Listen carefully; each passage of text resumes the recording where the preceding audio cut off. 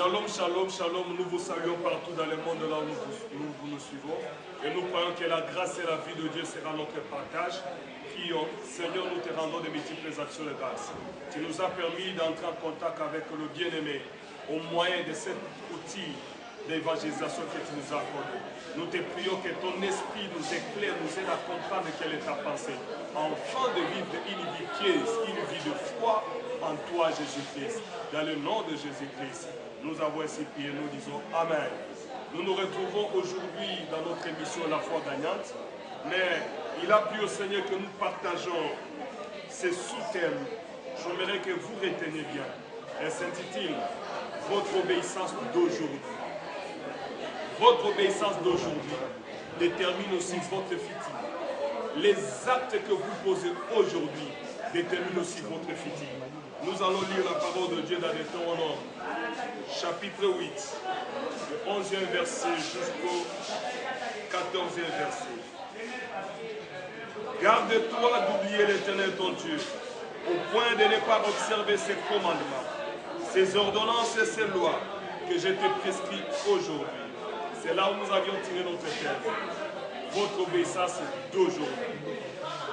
Lorsque tu mangeras et tu te rassasieras, lorsque tu bâtiras et habiteras de belles maisons, lorsque tu verras multiplier ton beau et ton béni bétail, s'augmenter ton argent et ton or, et s'accroîtront tout ce qui est à toi. Prends garde que ton cœur ne enfle et que tu n'oublies l'Éternel ton Dieu, et qui t'a fait sortir du pays d'Égypte, de la maison de la servitude. Bien-aimés dans le Seigneur, ici le Seigneur était en train d'interpeller les enfants d'Israël. Israël est donc le peuple qui a été délivré par Dieu, qui était sous l'esclavagisme des pharaons pendant des années. C'est peut-être aussi votre cas. Vous êtes en train de vivre des choses, vous êtes en train de vivre une vie que vous n'avez pas souhaité comme Israël. Il n'avait pas souhaité d'être des esclaves, mais il s'était retrouvé esclave. Mais il avait plu au Seigneur de délivrer Israël. Mais lorsque le Seigneur a délivré son peuple, le peuple d'Israël commençait à faire la marche dans le désert. Mais le Seigneur les mettait en garde. Il les a dit, je vous donne des ordonnances, des lois, des commandements. Aujourd'hui, je parle d'aujourd'hui. Je ne rentre pas dans le futur. Aujourd'hui, il dit, je vous prescris aujourd'hui. Si le Seigneur vous parle d'obéir à sa parole, ne dis pas que seulement cette parole concernait Moïse. Cette parole concernait, je ne sais pas, Israël. Mais cette parole s'adresse à nous. Car notre Dieu que nous prions, il est le Je suis. Nous voulons le conjuguer dans le temps présent parce qu'il est le Verbe de Dieu. Il dit ceci, les commandements que je te prescris aujourd'hui. Aujourd'hui, le Seigneur nous prescrit 3 commandements. Le premier commandement, tu me diras, nous sommes dans le temps de la grâce. Oui, le temps de la grâce ne nous amène pas dans la loi et dans la condamnation. Mais la grâce n'exclut pas le commandement et les ordonnances de Dieu. Dieu dit ceci dans sa parole. Si tu obéis à la voix de l'Éternel ton Dieu, il te bénira. Qu'est-ce que le Seigneur nous donne comme commandement? Il nous recommande d'obéir à sa parole. Dans sa parole, il nous recommande de marcher dans l'intégrité et de la crainte de son nom. Et quand nous marcherons dans la crainte et dans l'intégrité de son nom, et nous marcherons dans la sainteté, c'est en ce moment-là que le commandement que le Seigneur a prescrit, que les promesses que le Seigneur a fait s'accomplira. Beaucoup de gens s'attachent aux promesses, mais ils oublient l'obéissance. Beaucoup de gens s'attachent aux promesses, ils en accomplissent les promesses.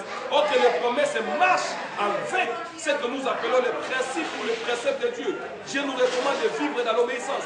Dieu nous recommande de vivre dans la crainte de son nom. Et quand nous allons vivre dans la crainte de son nom, et en obéissant, et en vivant dans la sainteté, ce Dieu-là nous fera des multiplications de grâce. Il fera des choses extraordinaires. Il fera des choses merveilleuses. Mes frères et sœurs, au-delà de ce que vous pouvez faire, au-delà de ce que nous pouvons faire, mais nous devons nous remettre à Dieu aujourd'hui, pas demain. N'entendez pas demain, parce que la grâce t'est accordée, que tu suives et que tu m'entendes. Le Seigneur veut de tout ton cœur que tu vives dans l'obéissance. Mais dans cette obéissance doit te pousser à la reconnaissance. Aujourd'hui, peut-être que vous avez des diplômes, vous ne voyez que votre diplôme. Mais l'Éternel dit dans cette lettre, garde-toi de dire dans ton cœur que c'est ma force, la puissance de ma mère qui m'a donné tout ce que j'ai. Mais reconnais de tout ton cœur que c'est l'Éternel qui te donne la force nécessaire pour acquérir la richesse que nous avons. Bien-aimés, le commandement que le Seigneur nous donne aujourd'hui, c'est la reconnaissance. C'est l'obéissance à sa parole. Lorsque nous allons vivre dans l'obéissance, lorsque nous allons vivre dans la reconnaissance, lorsque nous allons vivre dans l'obéissance et dans l'obéissance de la parole de Dieu, la gloire et la grâce de Dieu sera notre partage. C'est pourquoi je vous invite, bien aimés, efforçons-nous de vivre dans l'obéissance. Obéissons à la parole de Dieu. Ne soyons pas seulement de ceux qui lisent la parole, ne soyons pas seulement de ceux qui écoutent la parole, mais soyons de ceux qui écoutent et qui pratiquent la parole. La pratique de la parole nous amène à vivre le soutien de Dieu. Et Dieu nous donne la capacité même d'acquérir toutes les richesses. C'est Dieu qui nous donne la capacité d'habiter de belles maisons. C'est Dieu qui nous donne la capacité de vivre et à être en bonne santé. J'aimerais, mes frères et sœurs, vous interpeller tous à vivre dans la foi. Et la foi nous pousse à vivre dans l'obéissance. Et l'obéissance doit nous conduire à pratiquer la parole de Dieu. Et quand nous pratiquons la parole de Dieu, Dieu nous soutient.